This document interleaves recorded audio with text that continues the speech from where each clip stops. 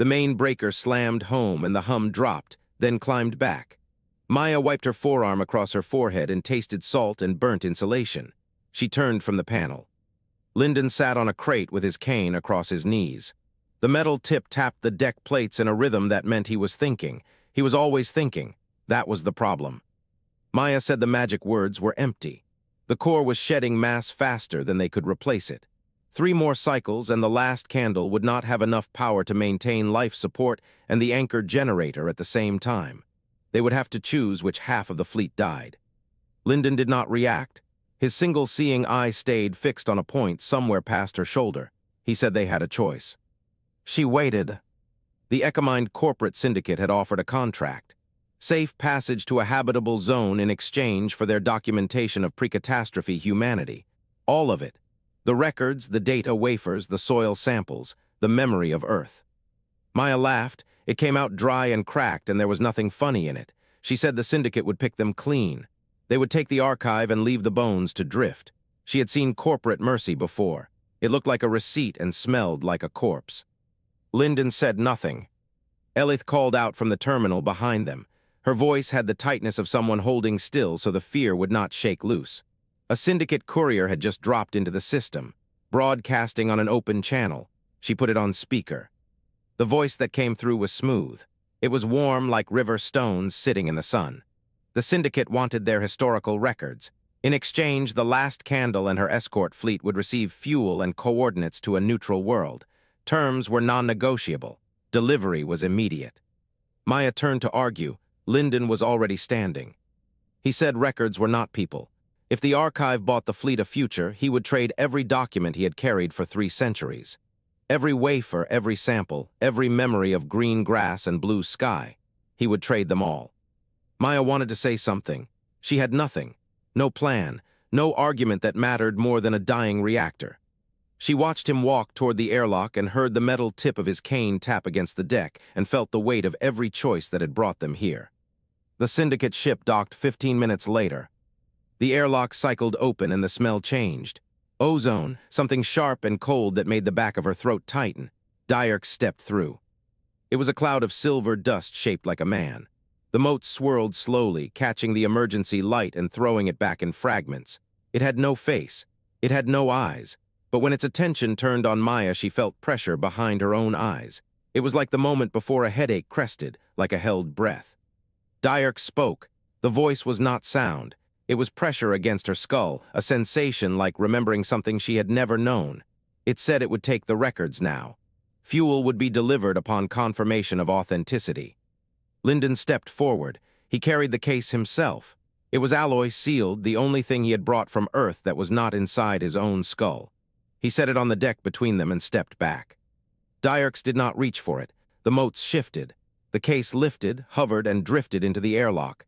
The pressure behind Maia's eyes released, and she realized she had been holding her breath. The syndicate courier did not linger. The airlock sealed. The ship detached and pulled away on a trajectory that took it out of the system in minutes. She watched Linden walk back to the crate and sit down. His cane tapped. He did not look at her. Fuel pumps connected. The numbers on her console started climbing. Not enough. She ran the numbers 3 times because she did not want to believe the answer. Each time the result was the same. The fuel transfer would not get them to the neutral world. It would get them to the next system, maybe, if the core held and the generator did not flutter and nothing else went wrong. Diark's had lied, or the syndicate had calculated exactly how much fuel a dying fleet would accept before asking questions. Either way, the math was the same. Maia opened her mouth to tell Linden. The intercom cut her off. The crew leader on the bridge had a voice that cracked on the second syllable. Something was drifting into the system on a ballistic trajectory. It was a mammoth scout ship. It was broadcasting an ultimatum. Elyth pulled the transmission up on her terminal. The signal resolved into a pattern of magnetic shifts, translated into a flat, synthetic voice. The mammoth were claiming the system. They were claiming the void pocket. They were ordering all organic vessels to withdraw within 1 standard cycle or face immediate termination. Maia looked at the fuel numbers, at the reactor readings, at the old man sitting on a crate with his empty hands and his silent cane. She looked back at the terminal and watched the mammoth scout ship drift closer. The cold puff of air from the failing regulator hit Maia's neck as the Mammoth broadcast resolved into words. She stood at the helm, fingers wrapped around the edge of the console. The Mammoth ship grew on the cracked viewport screen. It was a coiled thing of liquid metal, rotating slowly, its surface rippling with internal light. No visible weapons, nothing that made sense to human eyes. The voice that came through the speakers was not sound. It was interference. A pattern of static that assembled itself into meaning through Elyth's translation algorithms. "This is Vess, Scout Commander of the Mammoth Territorial Mandate. Identify your origin and purpose." Maia's jaw tightened. She did not answer. Linden sat at the communications station, one hand pressed to his ear, his metal cane propped against the chair. His blind eye stared at nothing. His good eye watched the screen. "The fluctuation originated at these coordinates," Vess continued. "A void pocket breach was detected. The Syndicate has opened a door they were not authorized to open." Maia turned. Dyrk's projection hung in the air near the port bulkhead. Silver motes formed a still face. No expression. No movement. The psionic entity was a cloud of dust pretending to be a man. "Dyrks," she said, "tell me what you did." The pressure built against her skull. Dyrk's voice was the sensation of remembering something she had never known. "The contract was for historical records," it said. "The archive contained access codes to Prismkin technology. Your species rediscovered the void pocket during your isolation. The Syndicate required those codes." Maia's tremor worsened. She pressed her left hand flat against her thigh. "You used us as a key." Dyrks said nothing. Elyth's fingers flew across the terminal. She was reading the translation stream, her breath coming in short bursts. Her thumbnail tapped against her front tooth. "Maia," she said, "the void pocket the Syndicate tried to activate, it's on the edge of Mammoth space. They broke a boundary treaty. The Mammoth are claiming this whole system as their territory." Maia stared at Dyrks' projection. The silver face did not move. "You opened a door," she said, "and now they want to kill us for standing in the doorway." Dyrks' voice came again, flat, patient. "The Syndicate does not own the consequences. Our obligation was to deliver fuel for the archive. The fuel has been delivered." A thud echoed through the hull. The deck vibrated beneath Maia's boots. She looked at the screen. The Syndicate ship was detaching from the last candle's docking collar. Metal groaned. The seal broke. Light pulsed from the Syndicate ship's engines as it began to accelerate away. Dyrks' projection flickered. "The contract is fulfilled," it said. "The Syndicate has no further obligations." Maia grabbed the open channel. "We don't have enough fuel to run," she said. "Your math, your calculations, we won't make it to the neutral world, you know that." Dyrks' face held for a moment longer. "That is not a Syndicate concern." The projection dissolved. Silver motes scattered into nothing. The air where Dyrks had been was empty. Maia stood in the silence. Her left hand shook. The Mammoth scout ship rotated on the screen. Its surface rippled faster now. A weapon system cycled somewhere inside its liquid body. The cold puff of air from the regulator pressed against her neck again. The smell of Elyth's fear reached her, sharp sweat, nervous breath. The channel opened. Vess's voice returned. The interference pattern was harder now, sharper. "Human vessel, you are collateral. The Mammoth allow 48 standard hours for all organic vessels to leave this system. If you remain after that time, you will be destroyed." The channel went silent. Maia did not move. She could feel the weight of the fleet behind her. 27 ships, none of them fast, none of them armed, none of them fit for anything but running. She turned to Linden. The old man sat at the communications station with his hand still pressed to his ear. His good eye was closed. His face was slack. He looked like a man who had been carrying something for so long that the weight had become part of his skeleton. Maia looked at him and saw it for the first time. It was not wisdom. It was exhaustion. He had spent 3 centuries running, from Earth, through the dark, from one dying ship to another. He had traded the archive for fuel and called it survival. He had bent the knee to the Syndicate and called it diplomacy. He had watched his species shrink from billions to a few thousand and called it preservation. He had never once stood and fought. Maia's throat tightened. She could not follow him anymore. She looked at the screen, at the Mammoth scout, at the coordinates the Syndicate had left behind, the void pocket on the edge of Mammoth space, still bleeding energy from the failed activation. She stared at those numbers. The cold air hit her neck again. "Elyth," she said, "get me everything you have on the Void Pocket, the Syndicate's activation sequence, the original Prismkin data, everything." Elyth looked up, her hands stopped tapping. "Maia, that pocket isn't stable. The Syndicate opened it wrong, if we try to use it. I know what the risk is." Linden opened his good eye.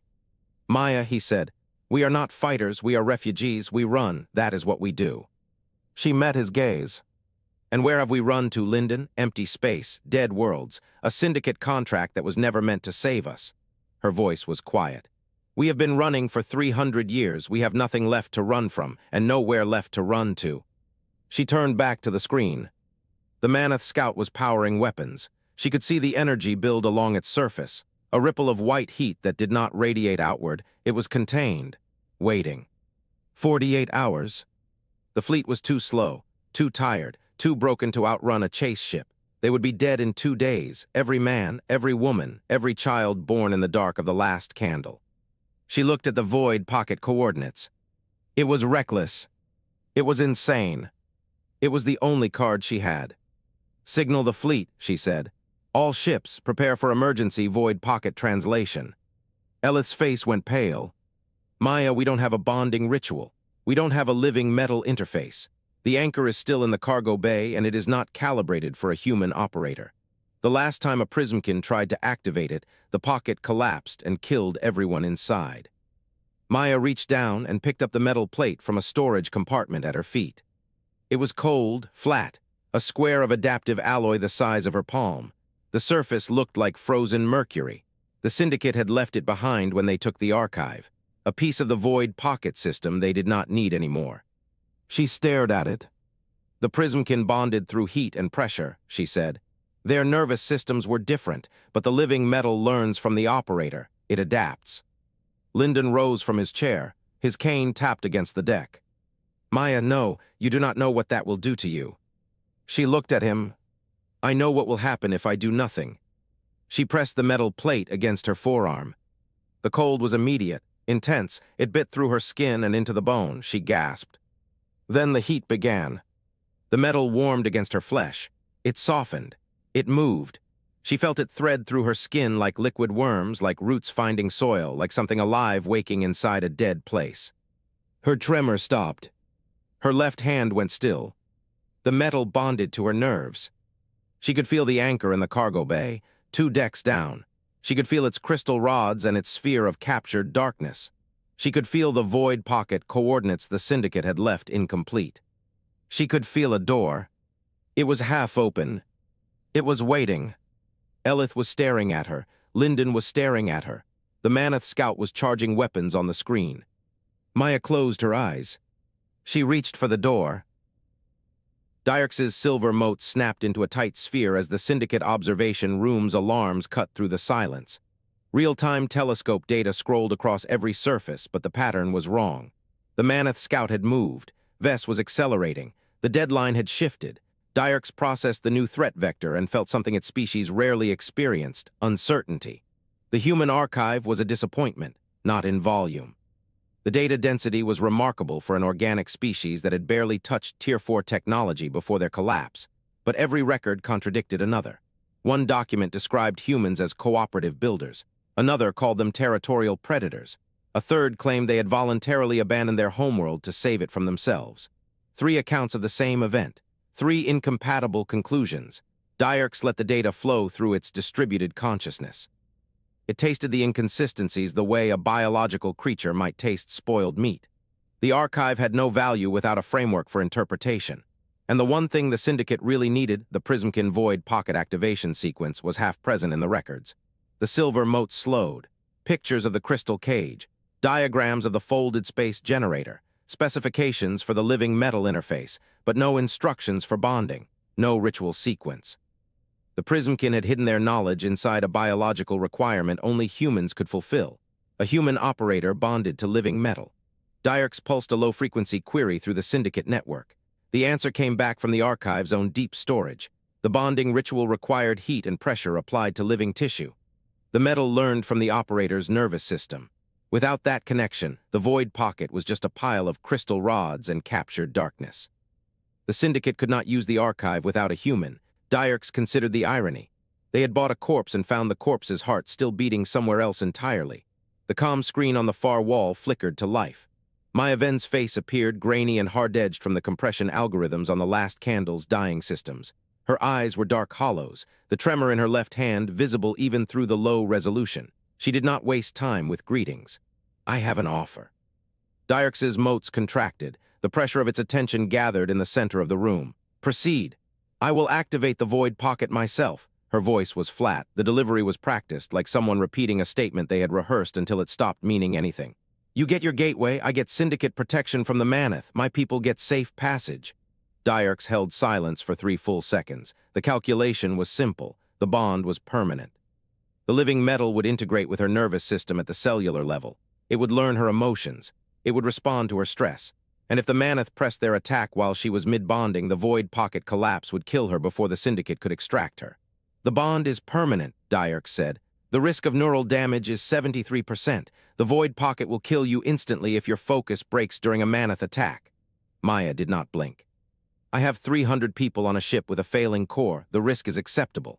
Elyth's voice came from somewhere off-screen. Her fingers tapped across a keyboard, the rhythm fast and irregular.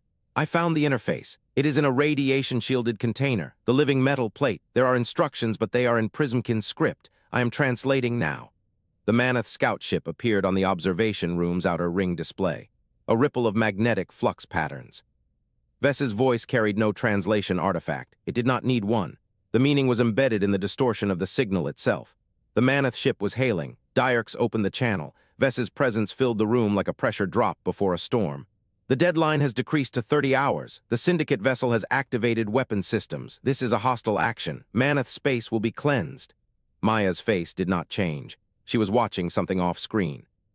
Her hands were moving, making small adjustments to something Dierks could not see. Dierks turned its attention back to her. "I agree to your terms. A shuttle will be dispatched to collect you." On the engineering bay behind Maia, Linden stepped into frame. His metal cane tapped against the deck plates. His one good eye was fixed on Maia's profile with an expression Dierks could not classify. "Maia, do not do this." She did not turn. "You sold our past, Linden. I am building our future." The cane tapped again. He opened his mouth to speak and closed it. His shoulders dropped. For a moment he looked like he might reach for her arm with his free hand. He did not. Maia climbed out of frame. The comm channel stayed open. Footsteps on metal. A door cycling open. The sound of a shuttle bay pressurizing. Dierks watched the last candle's external cameras as a small shuttle detached from the ship's hull. It was a boxy thing with mismatched panels and thrusters that fired unevenly as it corrected its trajectory. The ship was held together with salvage and desperation. The shuttle interior feed showed Maia strapped into a worn seat. Her hands were flat on her thighs. Her jaw was set. Through the viewport beside her, the last candle began to shrink against the stars. She did not look back. The cold hit Maia first. Not the air around her, though that was dropping fast enough to frost the crystal rods. This was deeper. It was the void pocket drawing energy through her arm, through the living metal bonded to her nerves, pulling heat straight from her blood. She opened her eyes inside the pocket. The sensation was wrong. She was still in the control chair on the Syndicate ship. She could feel the restraints across her chest and the sweat freezing on her forehead. But she was also somewhere else. A space that had no walls and no floor and no light. A space that was folding in on itself like a dying lung. And there was something in it. Maia felt it before she saw it, a presence brushing against her thoughts like wind through dry grass. It was old, it was tired, it was afraid. She reached toward it with the living metal senses. The thing resolved into a pattern of crystal lattices, fragmented and dim. A Prismkin consciousness, dormant for centuries, preserved by the pocket's time dilation but starved of the energy it needed to sustain itself. The pocket was collapsing around it, not fast enough. Dierks's voice pressed against her skull from the doorway. The silver motes swirled in agitation, their formation looser than she had ever seen. "The creature is irrelevant. Open the pocket wide enough for the fleet to enter, stabilize it for travel, then we leave." Maia did not look away from the space she saw through the metal. The Prismkin's crystal lattice flickered. A piece of it broke off and dissolved into nothing. "I cannot do that." Dierks's motes contracted, the pressure in her skull sharpened. "The pocket is already keyed to this Prismkin consciousness. Opening it will require displacement. The creature will be expelled into uncontained space. It will dissolve. Then it will die. Maia pulled her awareness back to her body. She looked at Dierks. Her left hand was shaking. She did not try to stop it. Yes, it will die. The creature has no corporate value. It is an organic remnant with no commercial applications, no strategic intelligence, no bargaining power. There is no reason to preserve it. Maia's jaw tightened. She could feel the prismkin still pressing against her mind. It was not begging, it was not pleading, it was just there, aware, waiting. I do not care about corporate value. I am not letting one more species die because humans want to survive. Dierks's form went still. The mote stopped moving, the silence stretched. You are sentimental. It is a species weakness. It is what killed my world. Maia's voice came out flat. We traded everything to survive. We traded other species. We traded our principles. We traded our own people. And in the end, we still lost Earth. So no, I am not doing it again, not for one more inch of empty space, not for one more day. Elyth's voice cut through the channel. Her words came fast and thin with strain. Maia, I have been running the calculations. There is a configuration that stabilizes the pocket and preserves the prismkin, but it requires constant tuning from within. The lock has to be maintained in real time. Maia closed her eyes. She already knew what Elyth was going to say next. Someone has to stay inside the pocket. Silence on the channel. Then Linden's voice, older than she remembered it, cracked and low. Maia, you are making a mistake.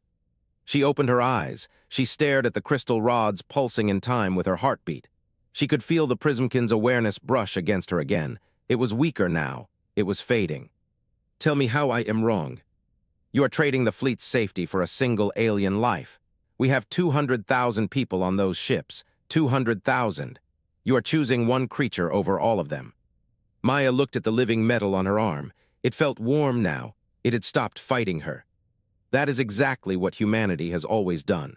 We chose our own. Every time, we chose our own and we let everything else burn. And that is why Earth is dead. That is why we are running. That is why no species in the galaxy trusts us. Her hand steadied. I will not do it again. She reached into the pocket. The living metal responded instantly. She felt the spatial geometry of the fold, the pressure points where the pocket was collapsing, the exact coordinates of the prismkin consciousness at the center. She recalibrated. The crystal rods around her changed pitch. The pulse quickened. The cold deepened until her breath came out in clouds. The prismkin consciousness brightened. It was a small thing, a shift in the crystal lattice from dull gray to pale blue, but Maia felt it like a sunrise. The creature did not speak in words, it showed her what it remembered. A galaxy where humans were not feared, where they built things and planted things, where they left the ruins of their mistakes standing as warnings instead of hiding them, where they were welcomed. The image faded. The prismkin's awareness touched hers one last time. It felt like gratitude, it felt like trust. Maia breathed. The fleet coordinates transmitted. The last candle and its escorts began their approach. She could see them on the secondary display, a cluster of desperate lights moving through the black. Then the Mammoth ship appeared on the tactical plot. It had moved into firing position while she was inside the pocket. It was close, too close. Vess's voice came through the comm. The electromagnetic modulation made it buzz against the speakers. Organic vessels will not reach the pocket. We will destroy them before they cross the threshold. Maia looked at the timing. The fleet was 20 minutes from the pocket. The Mammoth firing sequence was under 2 minutes. Dierks spoke behind her. The silver motes had pulled into a tight sphere. We will not risk our vessel for a human mission. The Syndicate's contract is complete. You have the pocket. The Mammoth are your problem. Maia did not answer. She looked at the living metal on her arm. She looked at the prismkin consciousness, still bright, still trusting. She made a choice no human had ever made before.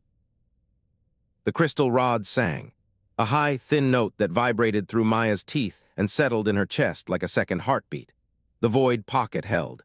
The fleet streamed through the opening like silver minnows fleeing a predator, and she felt every ship cross the threshold as a pressure change against the living metal fused to her arm. She opened a channel to the Mammoth ship. Her voice came out flat and steady. Vess, you need to hear this. The silence from the Mammoth vessel stretched for 3 seconds. Then the air in the control room rippled with electromagnetic interference as Vess's reply pulsed through the speakers. You are the bonded human. Why are you communicating with me?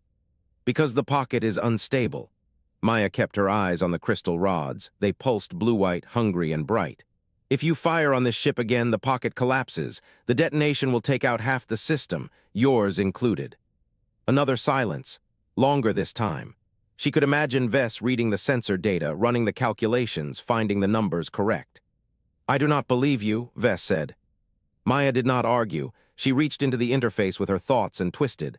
A fraction of a percent, barely a nudge. The crystal rods dimmed. The high singing note dropped to a growl.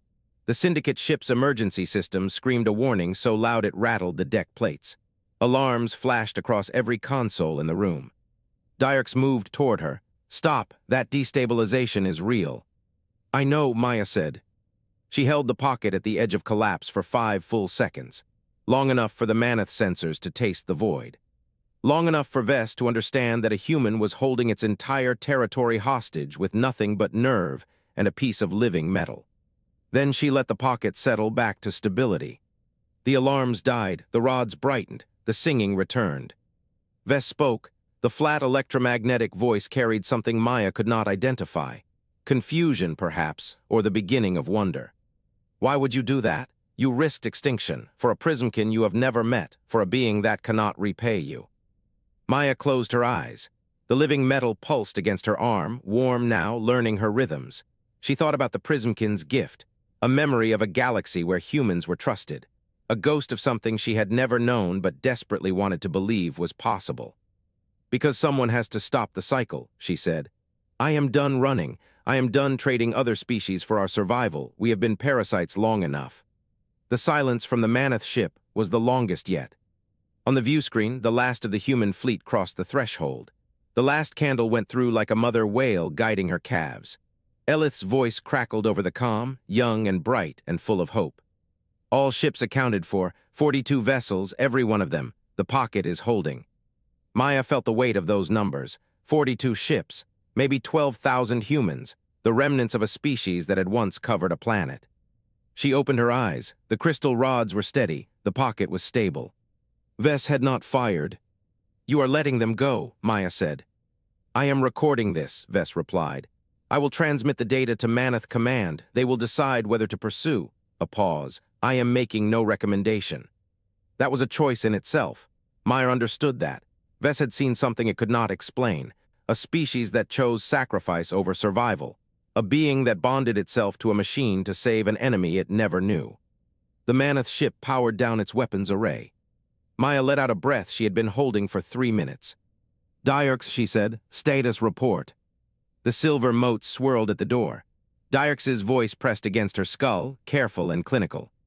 The fleet is inside the pocket. The Prismkin is stable. The Syndicate ships are standing by to escort the humans to the neutral world. A pause. But there is a complication. Maia's hand trembled. She looked down at the living metal. It was fused to her arm from wrist to elbow, a seamless sheet of gray alloy that moved when she moved, breathed when she breathed. It felt like part of her now, like a second skeleton woven through the first. The pocket is reading my life signs as anchor coordinates, she said. Correct. If I leave the chair, the pocket collapses. Correct. She looked at Dierks. The silver cloud churned slowly, and she realized with a cold clarity that it was not agitated. It was satisfied. This is acceptable, Dierks said. The Syndicate can maintain your body indefinitely. Nutrient feeds, neural stimulation. You will serve as a living anchor. The void pocket will remain stable for as long as your biology functions. Maia's voice was very quiet. What happens to my consciousness? Dierks's pressure voice carried no emotion. That is not relevant to the contract. The words hung in the air. They were worse than a threat. They were a statement of fact. Maia had signed herself into a prison where her body would live for decades, but her mind would be cargo, a piece of equipment with a heartbeat. She looked at the crystal rods. They pulsed in time with her pulse. She looked at the view screen where the last human fleet had vanished into safety. She thought about the Prismkin, fading but grateful, its memory of a better galaxy still burning in her skull like a candle. Elyth, she said into the comm, is everyone through? Yes, Maia, everyone. The last candle is inside the pocket. Linden is here. He is not saying anything. A pause. What happens to you now? Maia did not answer. She could not find the words. Instead, she looked at the living metal on her arm. It pulsed again, once, twice, a rhythm that matched her heart but was not her heart. Something shifted inside the pocket.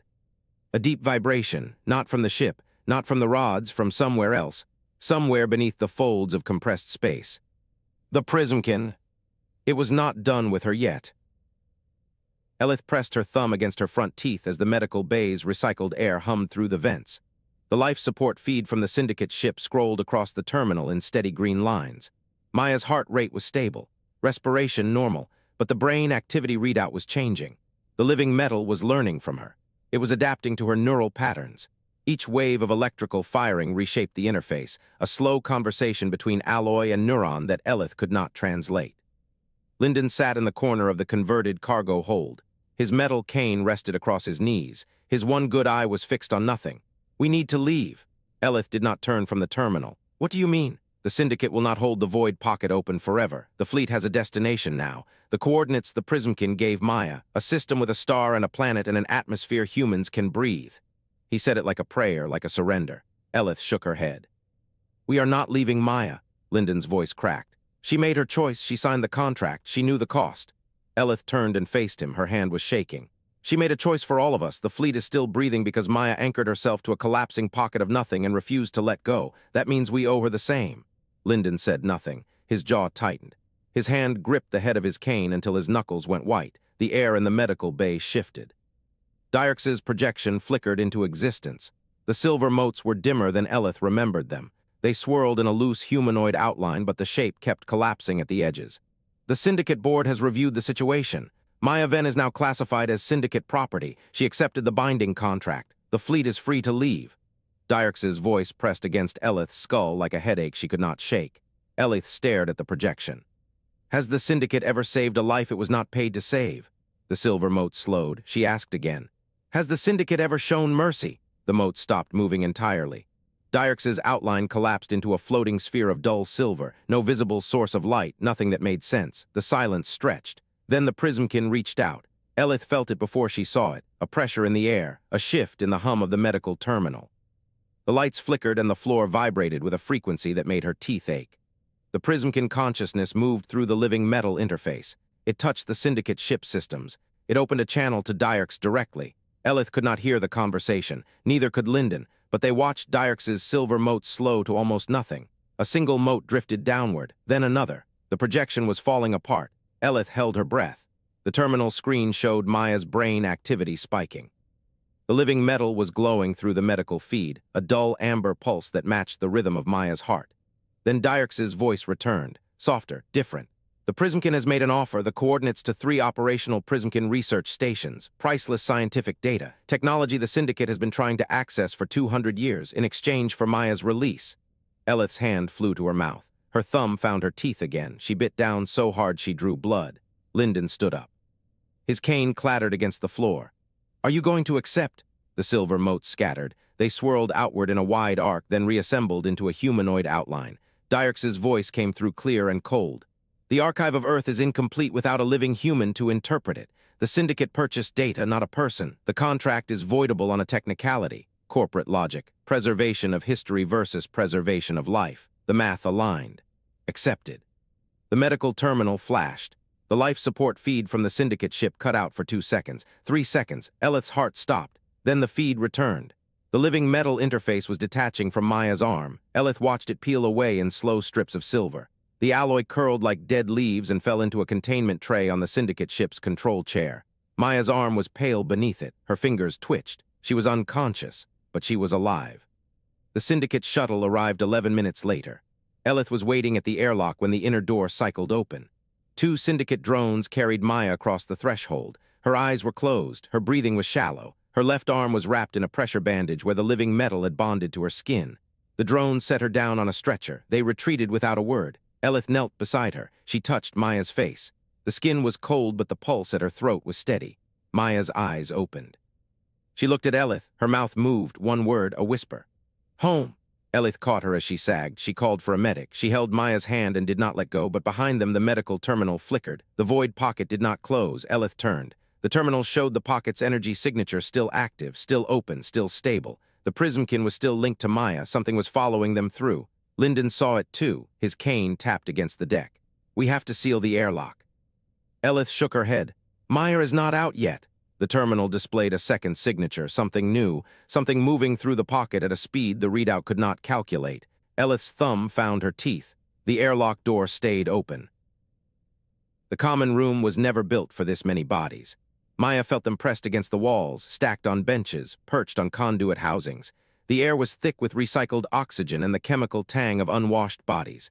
42 ships' worth of representatives had squeezed into the last candle's largest space, and they were all staring at her.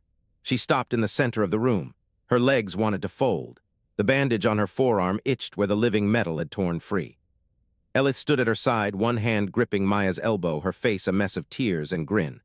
Maia pulled her arm free gently. She needed to stand alone for this. She looked at her people. They were gaunt. They were scarred. They had been running for 2 centuries, from world to dead world, from betrayal to betrayal. They had survived the fall of Earth and the silence of the galaxy and the slow rot of their own hope. They had survived each other. They had survived her. "We are not refugees anymore." The room went still. She felt the weight of that stillness. 12,000 lives hanging on her next word. 12,000 people who had forgotten what it meant to have a destination. "The Prismkin showed me a system, 211 light-years from here, a habitable world, abandoned, fertile, waiting." A sound moved through the crowd, not quite a cheer, more like a release of breath held for so long it had become a permanent part of the chest. "Water, forests. An atmosphere we can breathe without filters, no industrial scarring, no orbital debris, no residue of whatever species left it behind."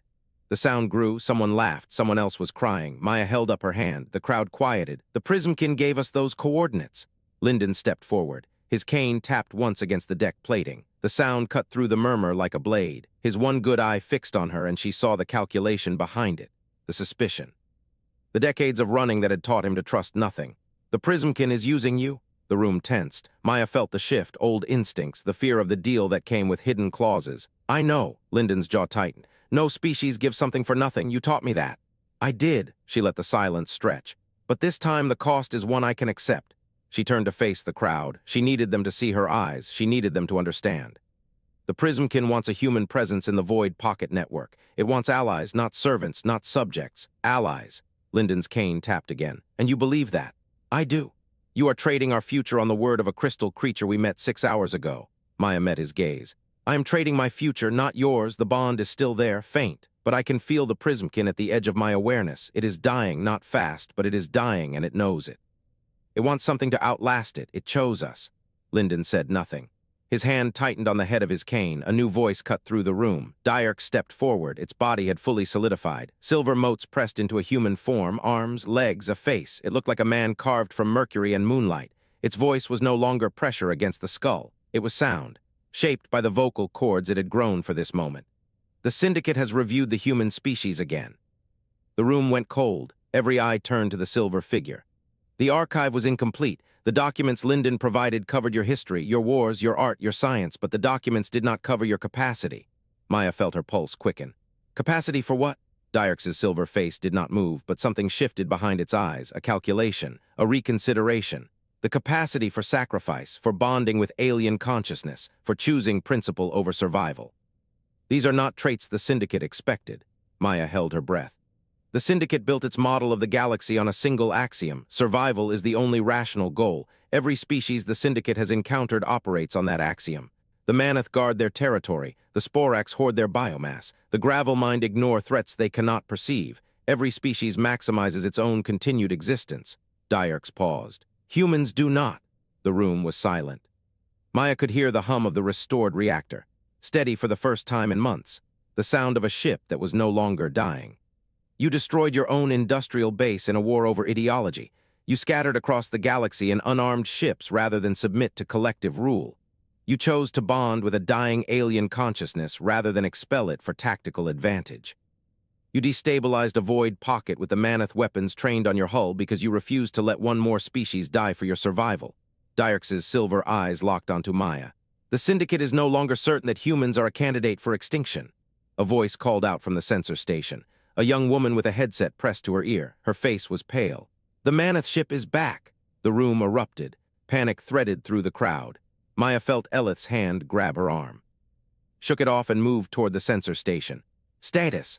Holding at the edge of the system, weapons powered down, no targeting locks, just watching. Maya looked at the display. The Mammoth ship sat at the boundary of the Void Pocket's influence, a coil of electromagnetic presence, still patient. Open a channel, the screen flickered. Vess's form resolved into view, a rippling cylinder of liquid metal, patterns of magnetic flux visible as shifting color across its surface.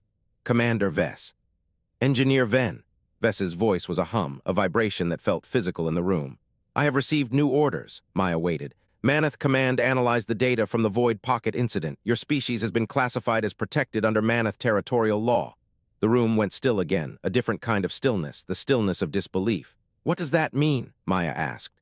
It means the Syndicate cannot touch you. Mammoth space now includes the volume your fleet occupies. Any act of aggression against your vessels or your persons is an act of war against the Mammoth Collective.